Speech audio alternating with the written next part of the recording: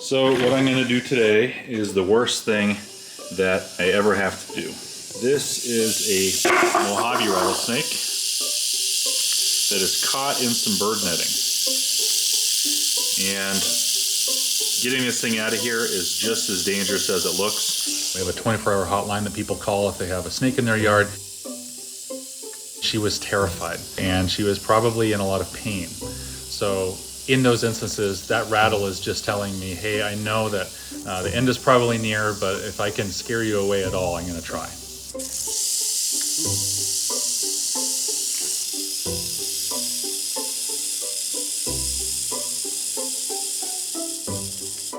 The most challenging part about this rescue was that her head was caught in the netting.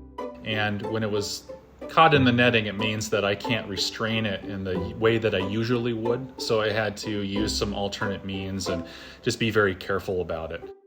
Once the head is free, she's easier to work with because I can restrain it like I normally would. But in this case, it just wasn't possible to do that. So what would be incredibly dangerous in this situation to have happen would be for my finger to get stuck in a loop of this netting. And then I wouldn't be able to pull back if I need to. So the more I cut away, the better off I am.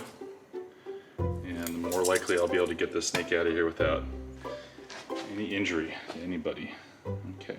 So I know a lot of people don't like snakes and they're asking why I would save a snake at all. And I would ask those people, why would you harm a snake to begin with? The more that people actually examine that themselves, they might realize that it's just because that's how we feel we're supposed to be. We're supposed to not like snakes. I think a lot of people get surprised because they end up feeling for this snake. And then they say things like, well, I hate snakes, but I'm happy she's okay. So maybe those people don't hate snakes at all. Okay, it looks like that's all the netting. Is that it? That's all of it. Okay.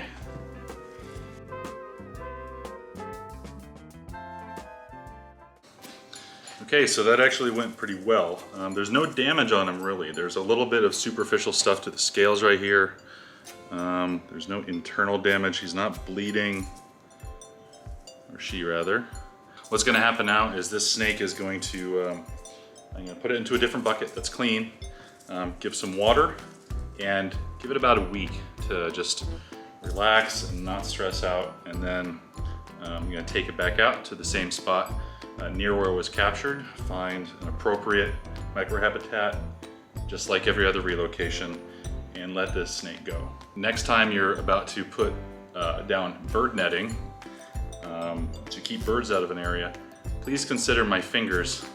Mammals get stuck in there too. Cats get stuck in it, and there's a lot of better ways to do it too. You can use rigid meshes